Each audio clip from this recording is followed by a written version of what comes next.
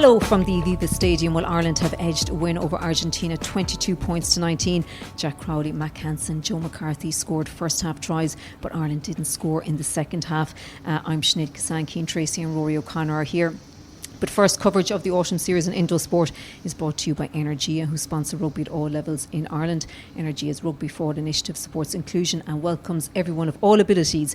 To learn more about the rugby partnerships and exclusive home energy offer, go to energia.ie/rugby. Okay, lads, your thoughts? Rory? Managed to get through 1,000 words of my analysis without using the phrase "it was a game of two halves," but Jekyll Hyde. Jekyll and Hyde managed to avoid that as well. So nice. I'm up on the cliche stage. What a pro! Come into it looking. I think like Andy Farrell, when he was asked to distill everything he wanted to see, what he wanted to see from his Irish team, what was the priority for him? He wanted to see intent. Yeah. And I think we saw that intent across that first half. They played very well, I thought, in the first half. Certainly looked more ruthless, looked more clinical. I thought Jack Crowley played to the line more. They were more accurate, they were more ambitious out of touch. Everything looked like it was better. Wasn't overly impressed with Argentina, but I think Argentina found it very difficult to play in the face of that Ireland team because of the way they approached the breakdown.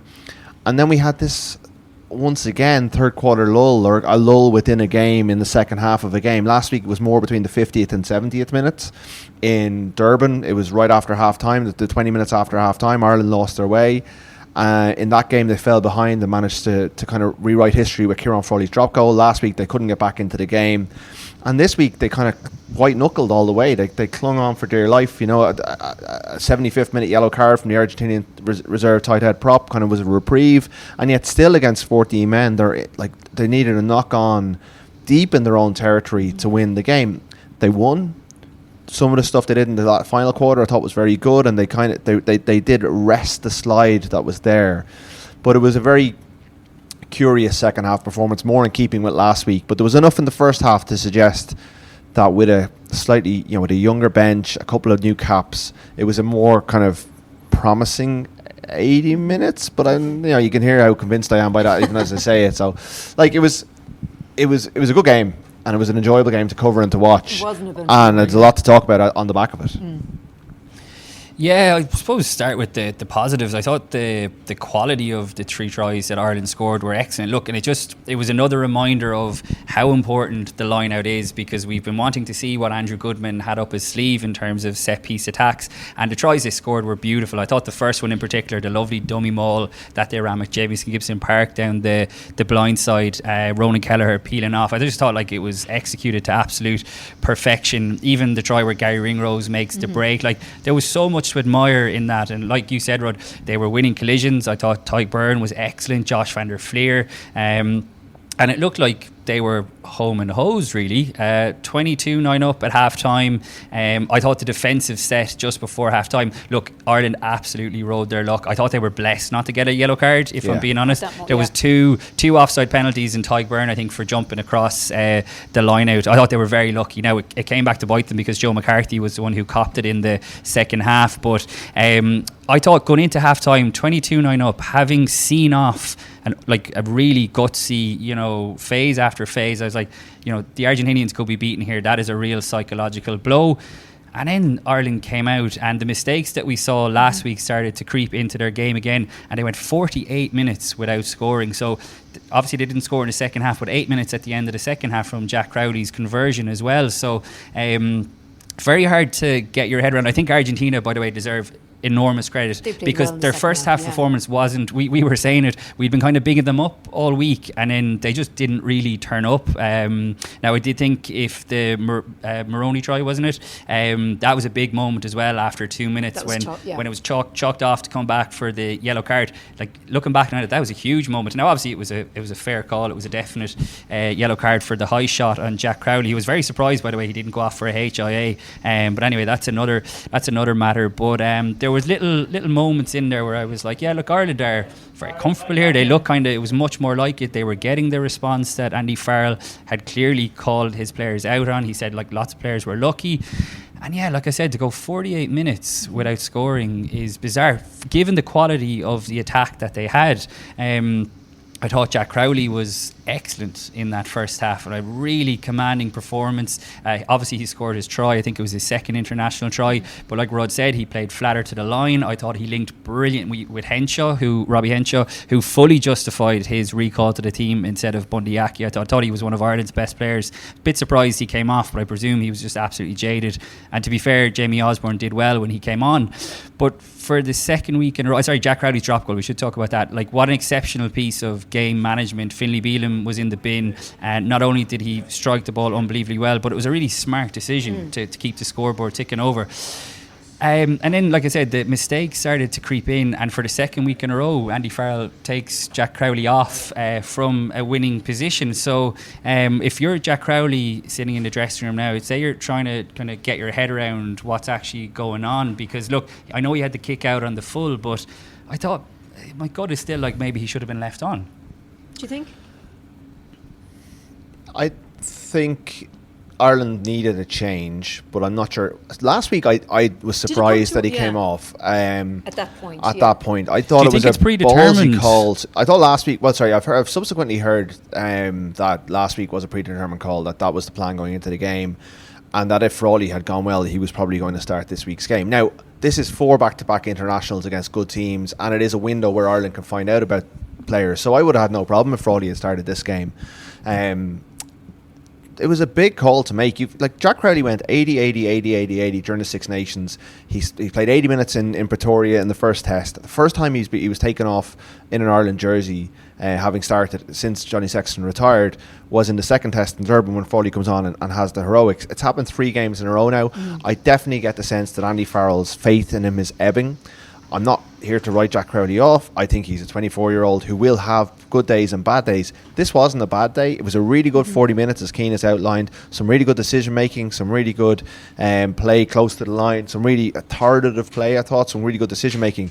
But as the team, I guess what Andy Farrell, and I'm putting words into his mouth a little bit, is looking from his team in that second quarter is game leaders like Crowley and Doris and Gibson Park stepping up and taking control of that situation. And you could see, and like, it's harsh on Crowley that every time he makes a mistake the camera flashes to Farrell, and Farrell tends to have his head in his hands when he threw that when he kicked that ball out. Was it a pass out in the full? No, it was a kick out. Crossfield kick out in the full. So there were so many errors from different players that I'm mixing them up. Farrell reacted, and then he reacted in action by sending on Sam Prendergast. And I wrote about this on Thursday. I think Prendergast, because of the way I listened to Andy Farrell speak about Prendergast so effusively, we were talking about before we came on air. He did it on Wednesday at the team announcement. He did it again today. Andy Farrell rates this kid unbelievably highly and thinks he is very close to being ready, if not ready, to run it. And I think what he would have seen in that final quarter is Sam Prendergast looks ready. I think the defence is still not there, and it probably didn't get tested today. But in terms of being able to run an attack at this level, he looked completely comfortable. The mistakes that happened in the attack were not really down to him. I thought he looked confident and assured, and playing Fiji next weekend might be the perfect time for him to get his first start, which will break the cycle of Jack Crowley's starts and put him under further pressure. But I fully expect Jack Crowley to bounce back and respond, and we're going to have a bit of a contest for this jersey. I think we should touch on Andy Farrell's comments that he just made there in the press conference, because he was asked, to be fair, about Jack Crowley's performance, and he was asked about Sam Prendergast. And it wasn't just that he was effusive in his praise for Sam Prendergast, in my opinion at least anyway. I'm trying to remember exactly what he said, but he said, yeah, Jack did lots of good things in the first half, but then he won't be happy with lots of good things as well. And in my mind, that was an excellent, I thought, 40-minute performance from Jack Crowley, just as I've outlined there. And I didn't think Farrell gave him a lot of credit there for what was an excellent first half performance. Again, he had the kick out in the full, but that's just one error. There was lots of people making errors, but yet he really went on about Sam Prendergast in the 22 minutes or whatever it was that he got. Publicly paving the way now. Well, it's clear that he is now. Whether or not we all agree with it is a different matter entirely. But you have to kind of read between the lines in terms of what he's saying, and it doesn't take a genius to do that either. It's quite clear.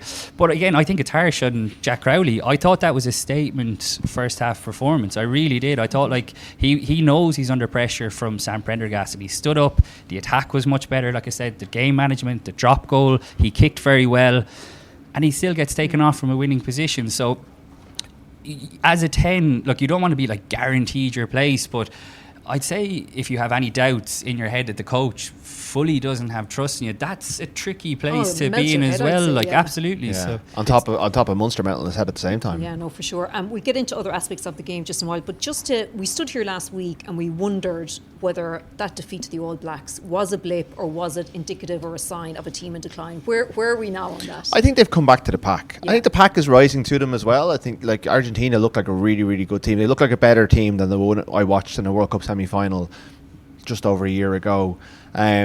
Felipe Contepomi's got his hands on them. I thought they looked really, at the first half I didn't think their attack was great, but I loved the fact that they reverted to the pick and go during the last 10 minutes of the first half. I started winning collisions around the corner and asking questions.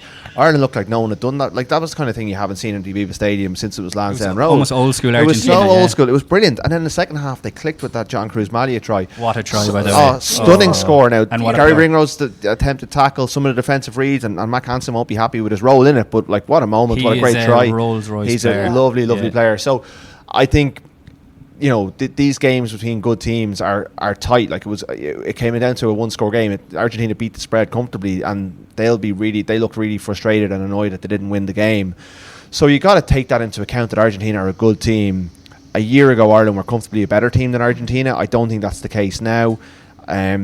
They are now, I think, one of the top 6 teams in the world rather than one of the top 3 teams in the world. On their day, they're still brilliant. And we saw the first 40 minutes, there is the template there for them to be a great team. And they can get back there again. I do think they've dipped, but there's nothing to say they can't come back up. And the bench you picked today, we can debate the decisions when to bring them on and stuff, but to bring Jamie Osborne and Sam Prendergast on, Thomas Clarkson on, and Ryan Baird as well, unfortunately he went off. Even Casey for the last 10 minutes, at least with this 23 there was progression in terms of personnel, and that's what I want to see now for the next 2 weeks, so that's a bigger panel. Like Andy Farrell's complaining about the lack of players. Well, one way of getting those players ready for Six Nations is to get them playing the next 2 weeks. By you picking them.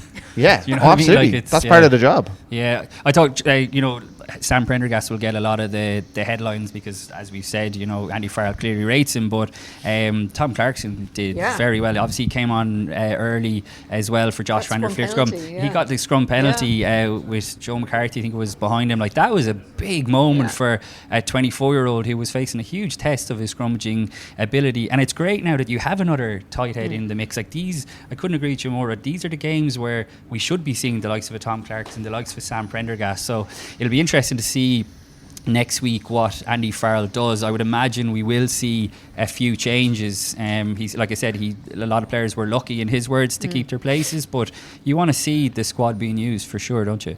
Now, we spoke before the game, Cian, in our pre-game video, and there were 3 areas in particular that you want to look at. I know where you're going here. The first one was obviously the discipline. So 2 yellow cards.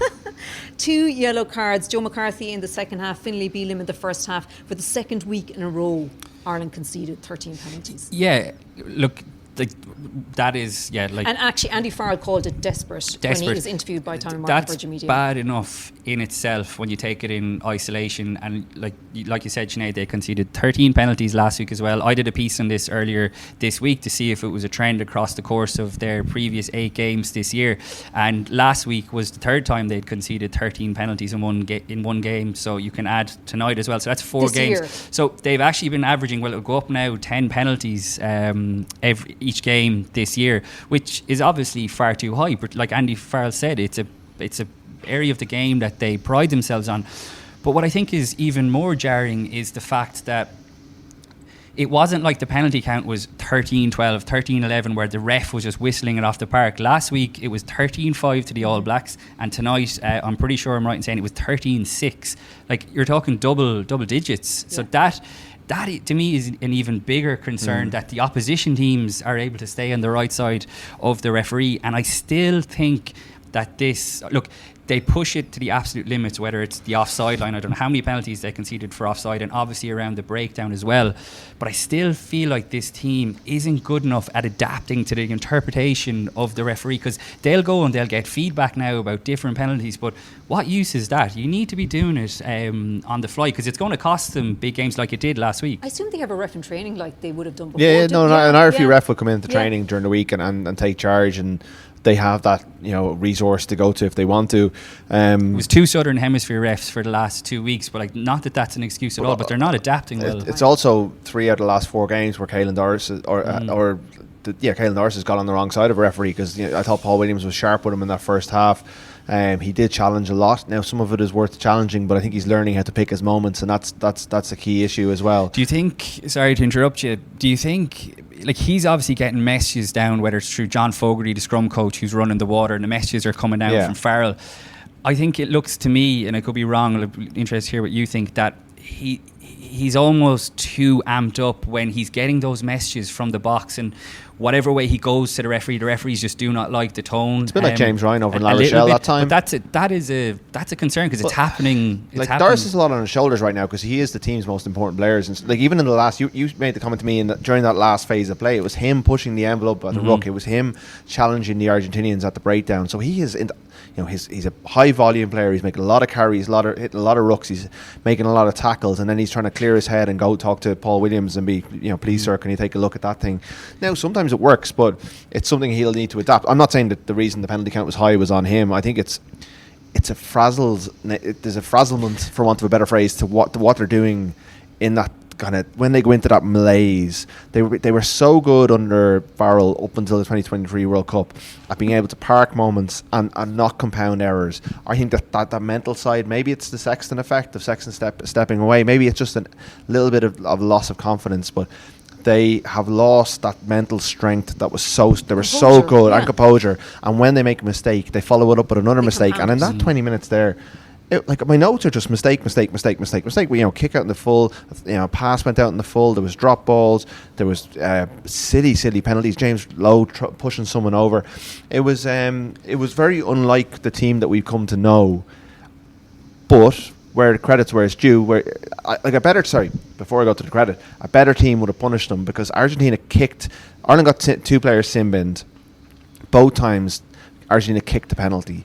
New Zealand, South Africa, possibly even England, France definitely, they go to the corner there and they make you pay. They lost the first, or Argentina won the first sin binning 6-3, they won the second sin binning 3-0.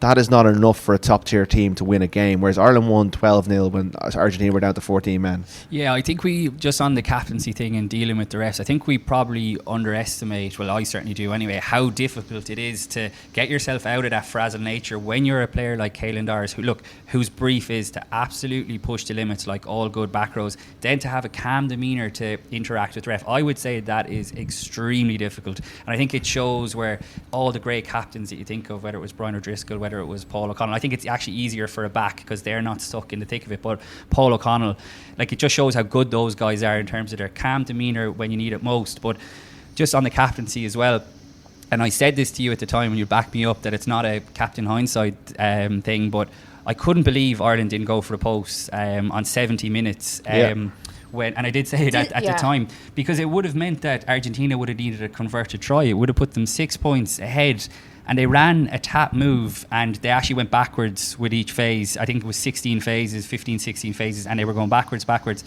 Like, surely there you need a cool, calm head, and you say, keep the scoreboard ticking over. Argentina will then need a converted try. I thought that was pretty poor as well. But even when they were down, when Finlay Bealham went to the bin, and you spoke about Jack Crowley taking that drop goal, I think they should have taken the penalty there as well. I think that, too many times, I just think there's the emphasis on taking the penalties is gone.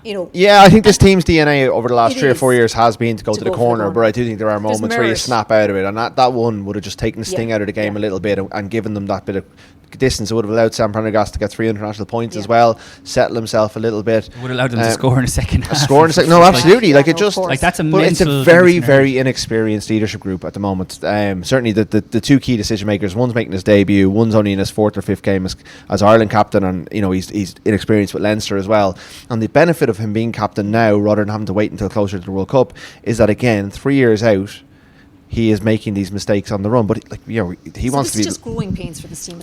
I think so. Yeah, I think that's a good way to put it. Actually, Sinead, growing pains. Yeah, because they lost Sexton. They're in a bit of a World Cup rebuild. Last week, I was concerned. Omani's not starting. It's slower than I would have liked, but we're seeing maybe why Andy Farrell's being more conservative with the changes, because if he changes too much too suddenly, they can go further back into the pack, whereas they're still able to win games. But I think Argentina would be pretty annoyed with how that got away from them, because there was a real chance at history there for them.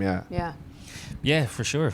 So the other areas Keane you spoke of as well was I know we touched on it the earlier, the line out and the attack. Yeah. Which obviously a lot of that comes off the back of the line out, so they were kind of linked. And like I said, we saw the value of a fully functioning line out when it worked, but it didn't always work again.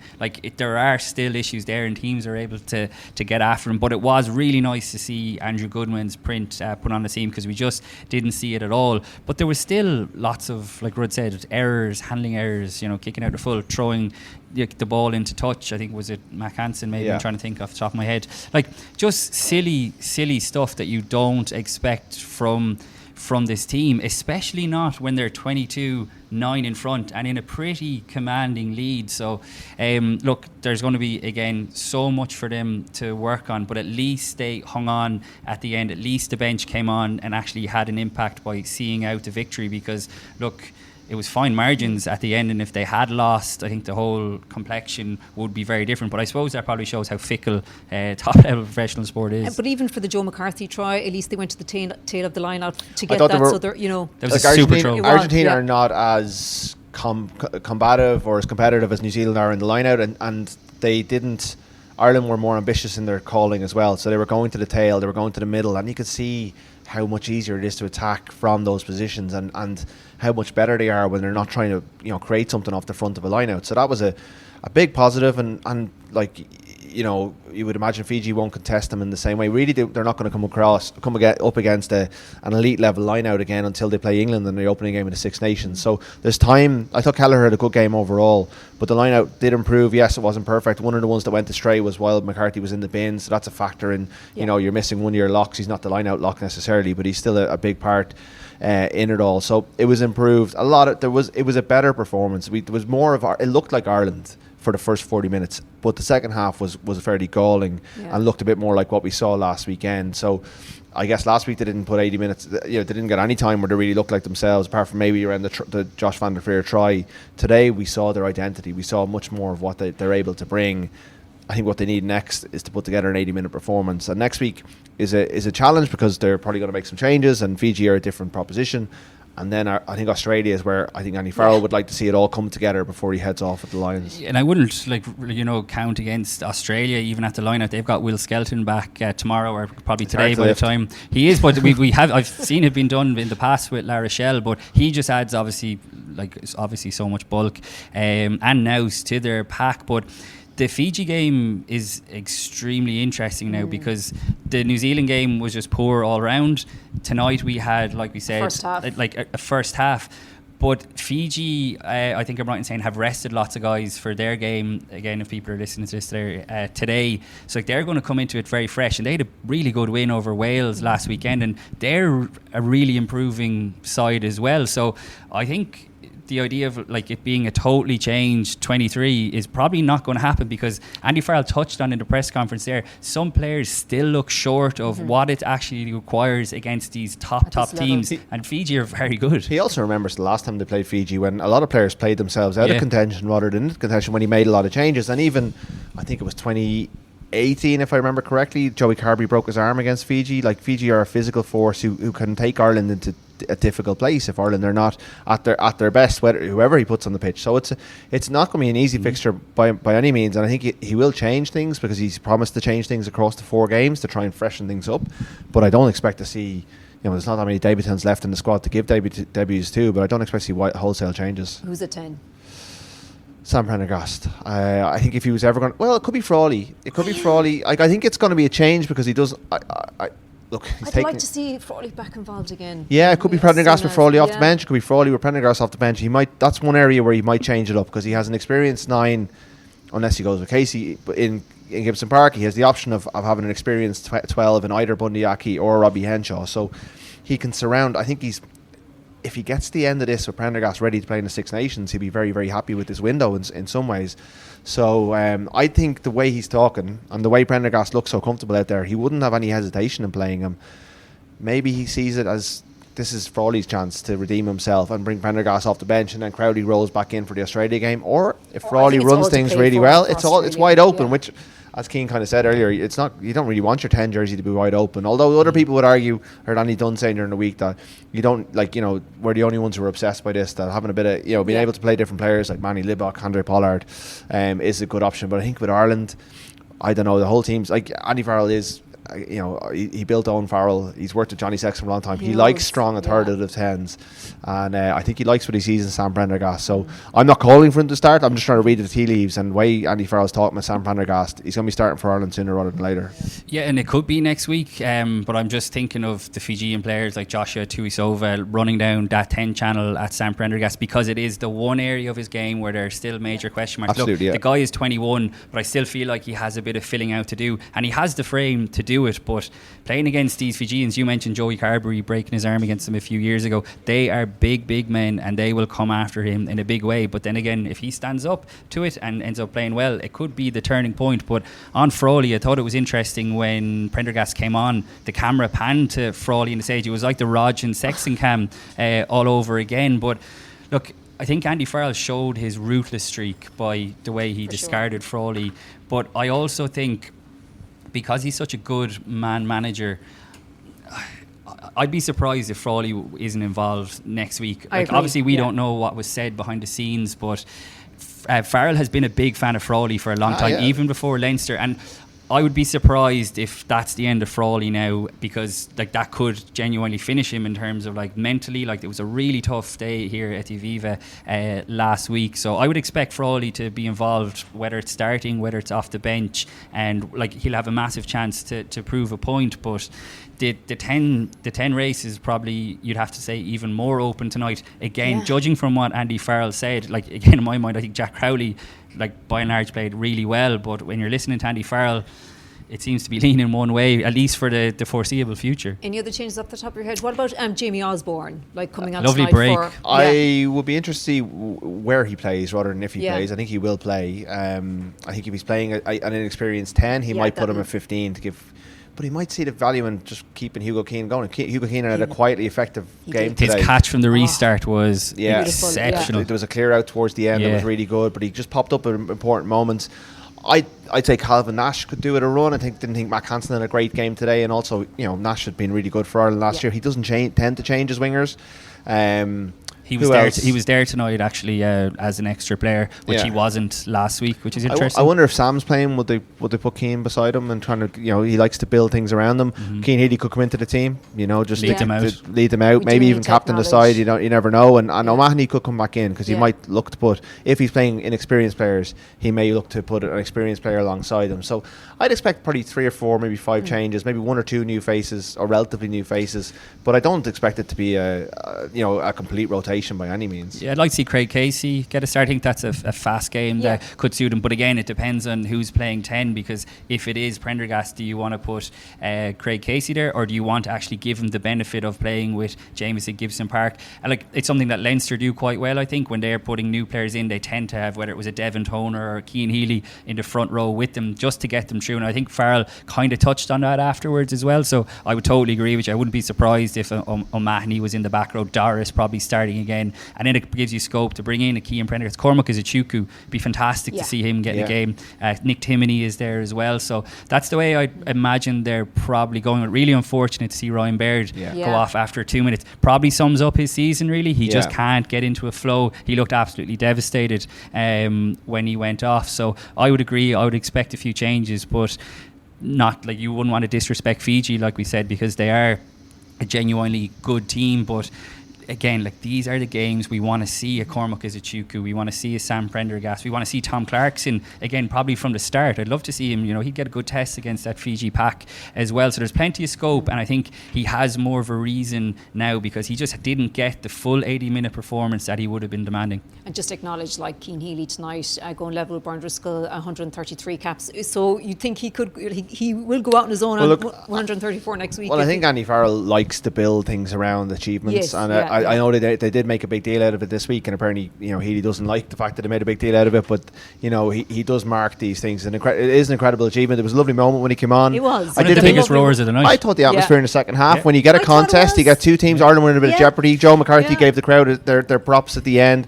I thought, they got into it. I wrote a piece about the Aviva Stadium atmosphere. It was pretty poor last weekend. It was much better in the second half today. The pre-match tunes were top class, and I thought genuinely now, I thought running out to Fatboy Slim right here, right now, with the lights dimmed, was so much better than the Dropkick Murphys. So I actually thought it was really good. Like, they put a bit of thought into it. They're trying to make an effort. I think the fact that there was no presidential kind of greeting before the game just speeded up the start. No haka. There will be one next week. I'm happy enough with the haka, but I just think that I like the haka too. The pomp and ceremony of Michael D. Higgins making his way around to greet all the players, it just drags on the start of the game. I know there is protocols. I know some of the players probably like it because it's a national event, but I thought it was a slicker night tonight with probably less hype because the All Blacks weren't here, but a game that delivered, a really good quality. Yeah. I know there was loads of errors and stuff, but there was a lot of good quality in there and an exciting contest, and that's what brought the fans into it in the second half. So feeling a bit better about things then.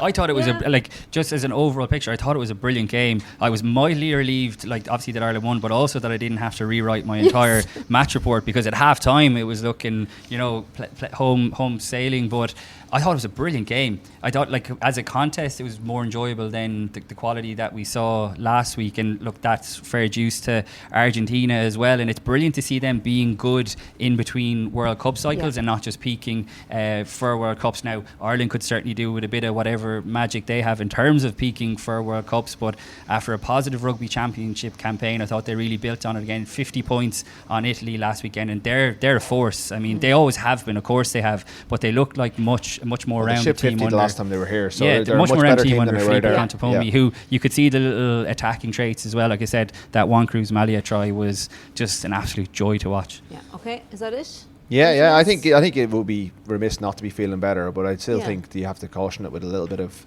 worry about that second half. Feel better. It's I think the proof will be in the pudding at the end of this window. Two more tough. What a good window it's going to be. It's a beast of a month. Yeah, it's great. It's great. Okay, Rory and Cian, thank you very much for that. Well, for more rugby chat, just follow the Indo Sport podcast with Joe Malloy, and of course also the Left Wing with Will and Luke next week. Well, that's it for now. Thanks for listening.